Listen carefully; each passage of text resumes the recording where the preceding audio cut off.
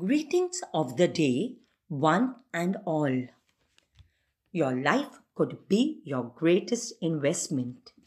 Narrated by Edwina Diaz of Innoville Club of Pune Downtown, District 313. Your life could be your greatest investment. Time is a precious resource. Life is made up of time. When you squander time, you squander life. How would you invest this resource? The average person invests his money in his career, business, or children's education according to his priorities. There are those who lavish their resources on entertainment or building up an image for themselves. Those with talents invest in them to earn money or to gain power and influence. Some, with the get rich quick mentality, go for gambling and other shortcuts. However, I will not just live my life. I will not just spend my life.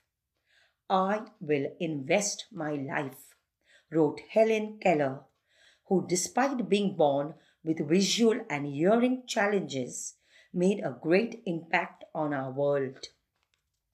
With just $5 in her pocket and a heart full of love for God and her fellow beings, Mother Teresa too started investing her life, and the poor of the world felt the impact of her compassion as never before.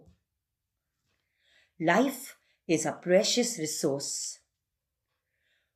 What do we do with our lives? You are a trustee of your time, money, effort, energy, talent, and abilities. They remain with us for our lifetime.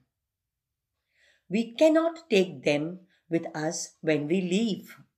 Whatever we don't use, we lose. For everyone, the precious lifespan consists of 86,400 seconds in a day. You cannot hold it for the next day. No overdrafts either. All the wealth in the world cannot buy you another second. That is how precious it is. How will you spend it? That is life's great question. God calls us to invest our time, our very lives, in people, because only a life lived for others is worth living. The less privileged deserve our attention and help. There are those who need a push, an encouraging word, or guidance. When you thus invest your life in the lives of others, when you invest your life in the personality of others, you make the wisest investment of all. When you invest your life in teaching young people to choose good over evil, to set goals worthy of their highest efforts and loftiest dreams, you enrich eternity. When you invest your life in easing pain and suffering, in lending an understanding ear to the tired and discouraged, the ill and the aged, you merit a seat beside angels. When you invest your life in lifting up the fallen, in visiting the imprisoned, in feeding the hungry, in clothing the poor, you achieve what your Creator envisioned you to become: a person of compassionate love, benevolence, and wise generosity. Invest your life in many other things, especially in developing an attitude of gratitude. Start being grateful for literally everything, not just situations and people who are nice, but be grateful to even those who are not being nice. They have made you even stronger.